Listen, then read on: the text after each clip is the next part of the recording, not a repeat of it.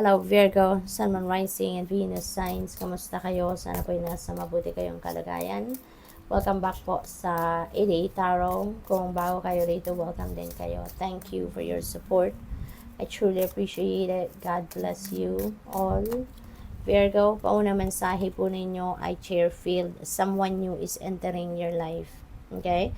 So, maaring Virgo, ang iba sa inyo dito is going to welcome a new baby, no, sa pamilya, or baka merong bagong kasal kaya magkakaroon ng bagong member, no, sa family.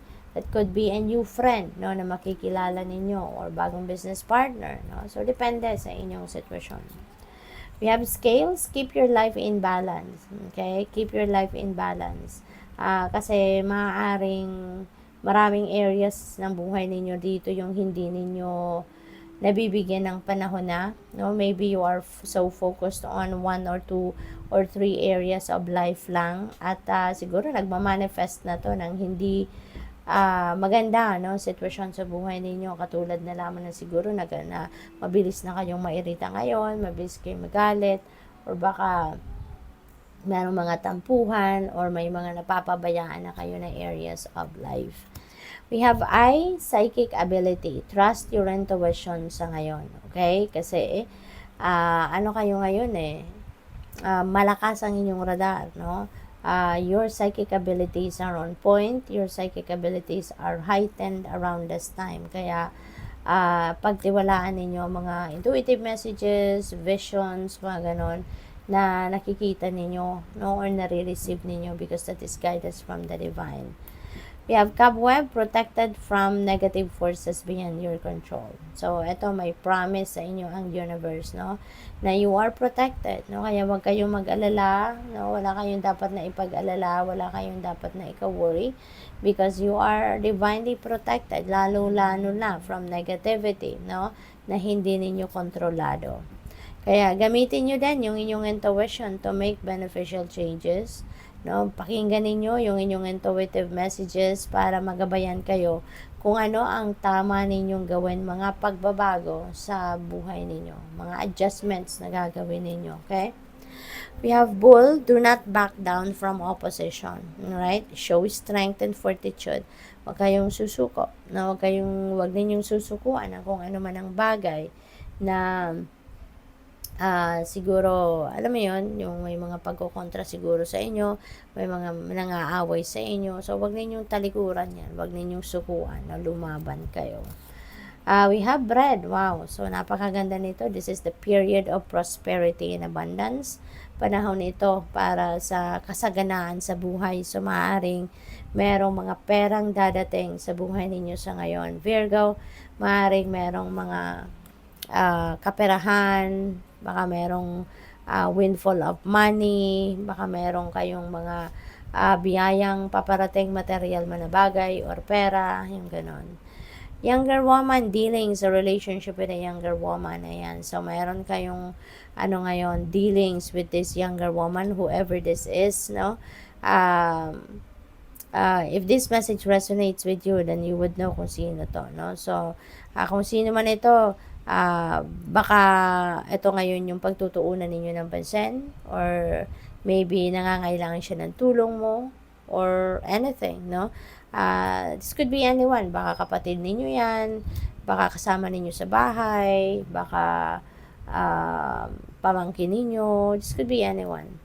What else? We have marriage. Ayan, so ang iba sa inyo, Virgo, baka kayo ay ikakasal, no?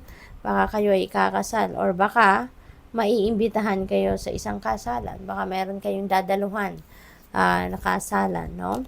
There is a situations in the balance that require careful handling. Ayan. So, kailangan ninyong maging maingat, no, sa pag-handle ng sitwasyon na to. Kasi, baka hindi ito basta-bastang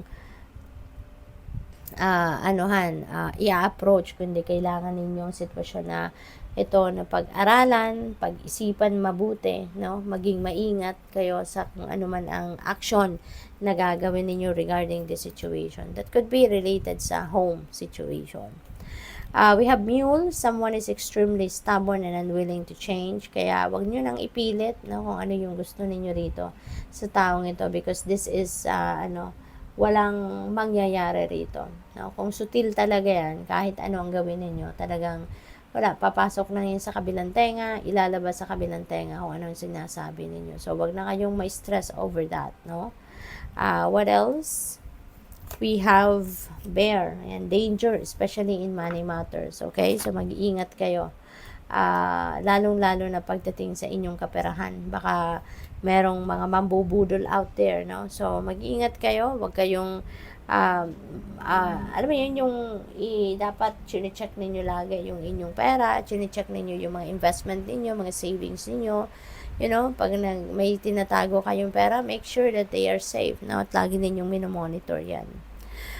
We have hat, you will be playing a different role. Okay? So, baka promotion ito, no?